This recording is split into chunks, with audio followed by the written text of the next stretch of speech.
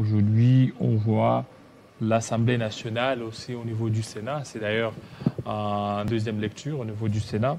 Mais curieusement, les sénateurs FCC ont claqué la porte. Et vous, quelle est votre lecture par rapport à ça, une loi électorale qui est débattue sans les initiateurs, sans l'opposition? Merci, M. Jean-David Kilolo, de cette pertinente question. La lecture de Nouvel Élan, le parti pour qui je porte la parole ce soir, reste constant dans sa démarche de pouvoir dire que le régime en place est en train de planifier un processus électoral bancal, un processus électoral bancal, opaque, pour que nous puissions avoir le résultat qui ressemblerait aux résultats de cycles électoraux passés, 2006, 2011, 2018. C'est ainsi que vous allez voir que dans la pratique, le régime en place, par le biais de ces députés qu'ils ont eu à monnayer pour qu'ils rejoignent l'Union dite sacrée, ils ont eu à confectionner une loi, non seulement qui est taillée sur mesure, avec beaucoup de contestations, qui trahit même le porteur de cette loi que je cite, le G13, mais aujourd'hui, cette loi se retrouve au niveau du Sénat.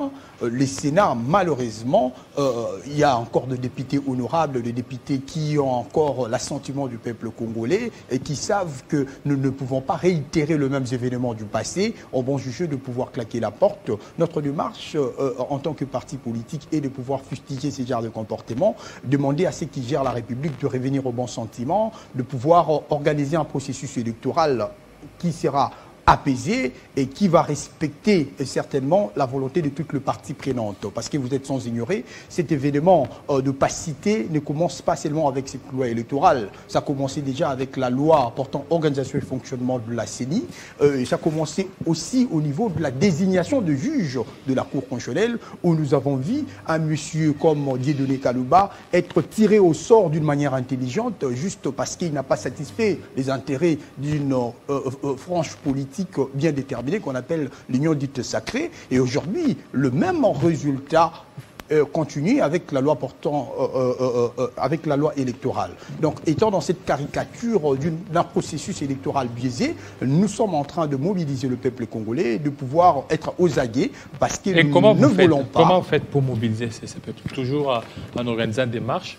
En effet, il y a la mobilisation de marche, il y a le passage dans les différents médias, comme nous le faisons maintenant, pour faire comprendre à ce peuple que nous ne devons pas réitérer le même événement du passé. Vous voulez que le peuple fasse quoi maintenant? Aujourd'hui, si le Congo n'arrive pas à décoller, si nous avons une classe dirigeante faible, limitée par rapport aux idées de la gouvernance, c'est parce qu'ils n'ont pas l'assentiment du peuple congolais. Ils n'ont pas un devoir de redevabilité. Et ces devoirs de redevabilité manquants, c'est ça le pousse à pouvoir sillonner le monde sans pour autant qu'il y ait ne serait-ce qu'un investisseur.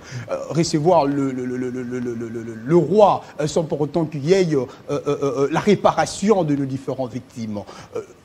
Discuter avec le groupe rebelle, afin que ces derniers puissent même intégrer l'armée congolaise, sans pour autant avoir la vision sur la sécurité de la République. Le chef de l'État ne veut pas que ces groupes rebelles puissent intégrer, comme par exemple le M23, il veut qu'ils soient considérés comme des terroristes, et plus question de leur intégration dans les forces armées. En effet, parmi le change, déjà pour nous, le fait pour M. Félix Tshisekedi Tshilombo de pouvoir baliser ces chemins de discussion avec ce groupe rebelle, pour nous, nous avons considéré comme c'était un aveu de chèque. Un aveu de chèque, pourquoi? Parce que tous, hier, nous étions dans des supputations que la guerre qui était à la partie est de la République était alimentée par les forces internationales ainsi que le pays limitrophe. Mais aujourd'hui, nous avons une certitude vraie que c'est le Rwandais qui agresse le pays, l'État congolais par le biais de M23. Pourquoi aller avec eux dans une table des négociations qui est prendre une décision de force d'autorité de pouvoir faire la guerre contre le Rwanda, parce que nous considérons que ce qui ronge le pays, nous n'avons pas un problème de sécurité, nous avons un problème de défense. Parce que la défense de notre pays, tous nous connaissons que la défense fait partie des attributs de souveraineté. Étant faible sur ce point-là, soyons sûrs que tout ce que nous pouvons emboîter comme voie diplomatique aboutira toujours aux morts et aux agressions qui se passent à l'est de la République. Tout ça, c'est le résultat d'un monsieur qui n'a pas l'assentiment du peuple congolais, qui se retrouve à la tête des institutions, qui ne sait pas où commencer pour résorber la question de la sécurité qui se passe à l'est de la République, alors que ça faisait partie de son discours phare pendant la campagne électorale. Dès qu'il sera élu président de la République, il va réfléchir comment mettre fin à tout le traumatisme de guerre et des exactions qui se passent à l'est de la République. Voilà. Vous êtes en train de vous attaquer, mais comment Nouvel Élan et le parti décidé, vous ne mettez pas sur une même longueur d'onde? Merci pour cette question, une fois de plus très intéressante. Nous sommes dans la logique selon laquelle nous ne pouvons pas réclamer le processus électoral, en fait, la fiabilité du processus électoral dans un cadre autre que la MOUCA. En fait, certainement, chaque parti politique a son indépendance d'action. Comme nous, Nouvel Élan, nous sommes en train d'implanter, de même que mobiliser sur toute l'étendue de la République, c'est les actions propres de Nouvel Élan. Mais à ce qui concerne le processus électoral, ce que Nouvel Élan est en train de fustiger, c'est le fait de voir nos alliés de la MOUCA, et je cite, s'est retrouvé dans une bloc patriotique. Une bloc patriotique ensemble avec des personnes qui ont remblayé le chaos électoral de 2018. Parce que tous nous connaissons le rôle que le FCC a joué. Ce n'est pas mes propres mots, c'est le mot du secrétaire général de l'IDPS et du PPRD, qui ont dit Kabila Talaki gauche-droite, à mon tu européen sa bocondité, à Pestine de Kochi Sekedi.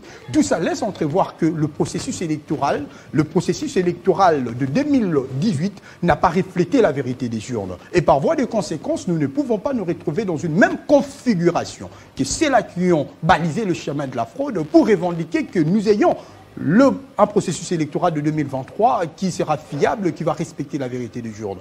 Tous, c'est au niveau de la crédibilité des acteurs qui se retrouvent dans un regroupement politique ou dans une dynamique d'action pour avoir les différentes réformes que nous sommes en train de revendiquer. En parlant de réformes, je m'inspire même pour dire nous n'avons pas le même réforme que nous sommes en train de viser.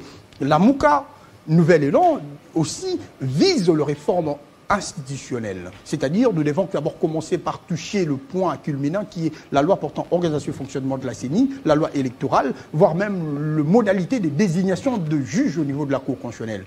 Vous êtes sans ignorer que la Cour constitutionnelle constitue comme cette institution qui arbitre le jeu démocratique dans un État démocratique. Vous voulez revendiquer, maintenant vous voulez que le FCC soit écarté.